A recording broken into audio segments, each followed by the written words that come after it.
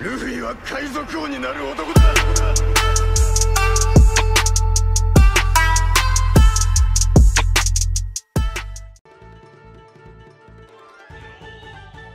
Fala galera, sejam bem-vindos ao canal Supernovas, o canal favorito do Eiichiro Oda. Eu sou o Léo e hoje mais uma teoria de sexta, e dessa vez sobre o poder que possivelmente fará Barba Negra rei dos piratas primeiro que o Luffy. E vamos direto pra teoria. Em primeiro lugar, quero dizer que acredito que as três armas antigas são formas avassaladoras dos três tipos de hack. O poder da Poseidon funciona perfeitamente como o hack do rei. Poseidon nada mais é do que um ser que controla seres e animais enormes às suas ordens, assim como vemos Luffy e Rayleigh fazerem em relação aos animais naquela ilha onde o Luffy treinou. O hack do rei, ou haki como no original, na forma do rei faz pessoas com pouca determinação desmaiarem. Já essa versão aperfeiçoada faria com que qualquer sujeito ou aqueles seres como vemos cumprissem suas ordens. E obviamente essa arma não poderia ser um artefato, já que só uma pessoa consegue usar hack do rei, e por isso nasceu como uma sereia.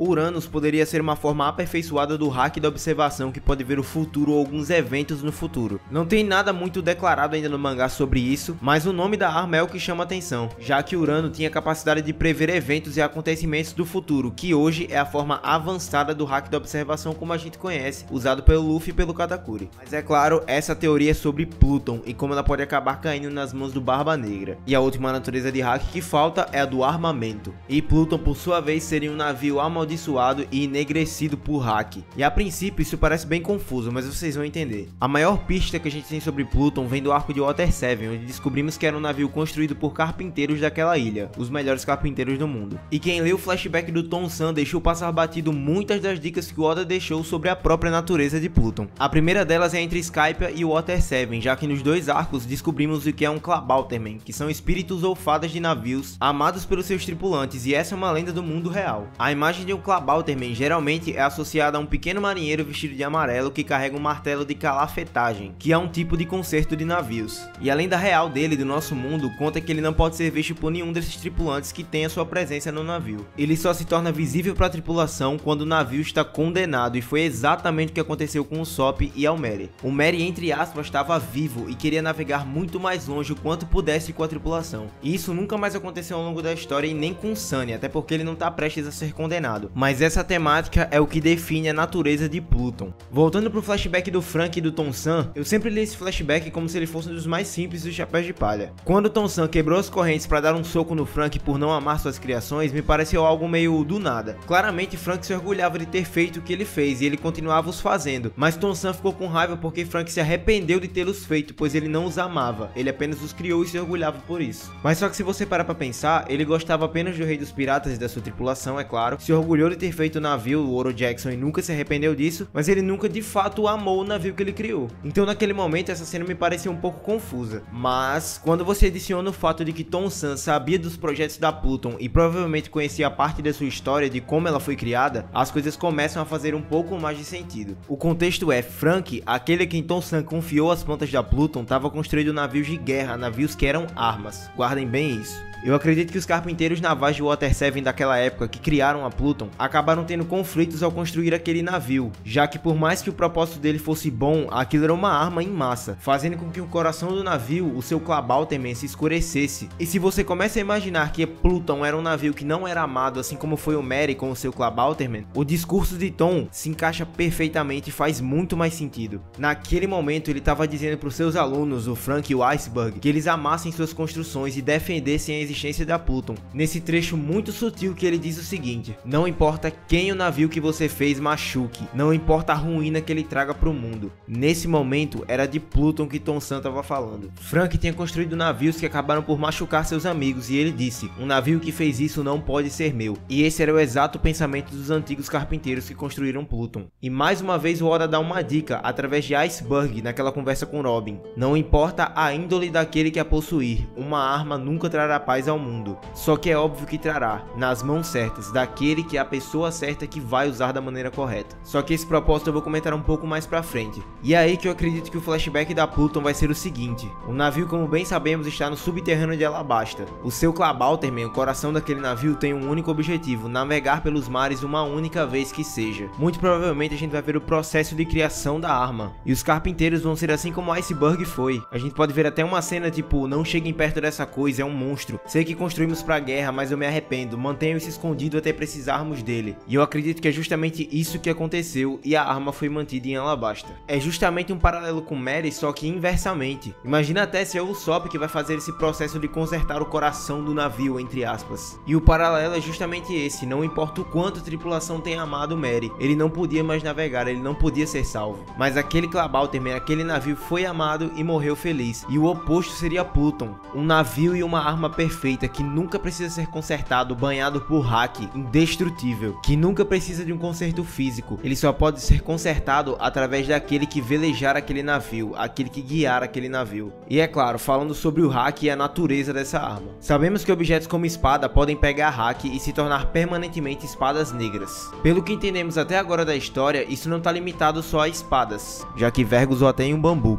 No mangá a gente descobriu que qualquer espada pode se tornar uma espada negra, e depende da vontade de seu usuário. Espadas e navios têm semelhanças muito grandes na história. Eles têm espírito, são feitos por artesãos ou ferreiros, podem assumir a vontade ou a maldade de seus criadores ou possuidores, espadas amaldiçoadas e os Clabalternmen dos navios, e podem ser imbuídos em haki, às vezes permanentemente. E haki nada mais é do que determinação, é a determinação daquele que o usa. E se você duvida um pouco de que um navio inteiro pode ser imbuído em haki, é só imaginar que o próprio Vergo, como eu falei antes, imbuiu o corpo inteiro em um pedaço de bambu. E usando o próprio exemplo das espadas, espadas nada mais são do que um pedaço de metal e um pedaço de madeira, que é a sua bainha. Agora imaginem a determinação e o propósito daquela arma ser construída. Aquilo é um projeto de Joy Boy, é um projeto do passado. Obviamente aqueles carpinteiros colocaram toda sua determinação naquele projeto, mesmo que tenham se arrependido no futuro. Aquele navio acabou se tornando um demônio, entre aspas. Assim como a espada Ema, aquele navio acabou se tornando um navio amaldiçoado. E existia tanta energia nele, e tanto hack, e tanta determinação naquele navio, que quando ele foi colocado em Alabasta, ele acabou sugando toda a força e toda a natureza daquela ilha, transformando Alabasta em um deserto gigante. Imagine um navio como aquele sugando energia daquela ilha por 600 a 800 anos. Esse navio com um tiro pode destruir uma ilha, mas eu acredito que ele tem muita referência a Pluton, que é o deus do submundo. E por sua vez eu acredito que esse navio ele consegue não só escavar, como viajar por baixo da terra e destruir grandes ilhas e estruturas. Já vimos navios que andam sobre a terra, como o de Capone, já vimos navios que navegam por dentro do mar, como a gente viu o próprio Sunny fazer isso. Já vimos navios voando até o céu, que foi o Mary. Parei até na edição desse vídeo para comentar isso com vocês, porque é um detalhe muito interessante. Se Mary subiu até os céus e Pluton tem um flashback que vai ser inverso ao de Mary, né? Foi um navio que não foi amado e que foi amaldiçoado. A ideia de Mary ter voado aos céus reforça ainda mais a ideia inversa do Pluton ser um navio que vai viajar debaixo da terra. Muito louco, né não? Mas vamos seguindo com o vídeo.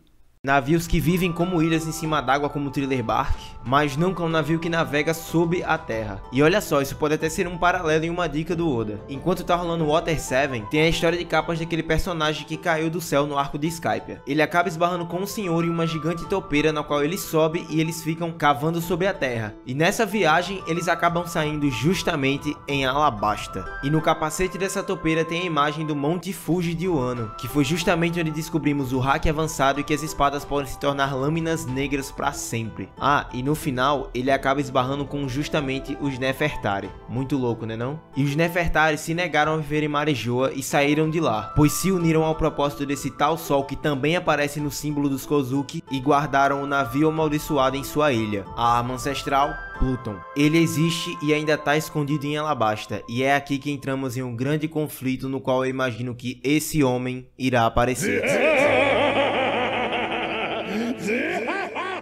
Para começar, a base dessa ideia é o cenário da Reverie. Lembre-se que Cobra diz a Robin: você mentiu sobre o que estava escrito no poneglyph. Ou seja, mesmo sem saber ler aquela escrita, ele sabia o que estava naquele poneglyph. Ele sabe aonde está a arma, e isso é um segredo dos Nefertari que vem desde o passado, passado de geração em geração pela família real. Na Reverie houve um incidente envolvendo os Nefertari e o In levava a foto de Vivi, mas sabe por quê? Porque a profecia está próximo de se cumprir. Luffy nasceu e Shirahoshi também, os dois soberanos como esperado no flashback do Oden. As suas fotos estavam lá, mas também a de Barba Negra. A de Vivi era o foco, e In levou ela até os Gorosei. Se as plantas da Pluton se foram, a única forma de ter acesso àquela arma agora são os Nefertari. E como o Cobra tá velho, com certeza ele já passou o segredo pra Vivi. E sobre o incidente da Reverie, aconteceu uma tentativa de assassinato e um assassinato. A morte, eu imagino que seja do Rei Cobra, pois os próprios Gorosei falavam dele antes mesmo de falar com o In. Até porque o próprio incidente envolve Alabasta, como o Garp falou. A tentativa do assassinato foi Vivi, que muito provavelmente foi salva por Sabo, que com certeza foi noticiado como assassino. E é por isso que as pessoas temiam aquilo que aconteceu nos jornais. Sabo matou o Rei Cobra e raptou a princesa Vivi, entre aspas. Se Vivi morresse, a arma ficaria enterrada para sempre, ou eles tirariam essa informação dela antes de matá-la, já que uma certa pessoa acabou fugindo de Enezob. A CP9 e a CP0 com certeza não desistiram das armas ancestrais depois dos eventos de Enezob, afinal o próprio Lucy, que sonha com a Robin toda noite, mandou que a CP0 a capturasse, ou seja, ela é a única que pode ressuscitar as armas que eles precisam. E se a CP0 foi atrás de quem pode ressuscitar a arma, é porque outra equipe foi buscar a arma. E essa é a Marinha, junto ao governo mundial. E essa é uma jogada perfeita do governo, afinal, se o rei de Alabasta foi morto, e seu país tinha acabado de ser anexado a Reverie, e se a sua princesa está desaparecida, é a ocasião perfeita para a Marinha e o governo ficarem no país, entre aspas, protegê-lo. Usar a mentira de estar o protegendo, simplesmente para dominá-lo e tomar a arma que eles querem. E é aqui onde chegamos ao ponto chave disso, pois em uma certa cena, Barba Negra diz: "Vamos arpar, subam nos navios. Se o governo está indo buscar isso, eu posso muito bem proclamar esse prêmio pra mim."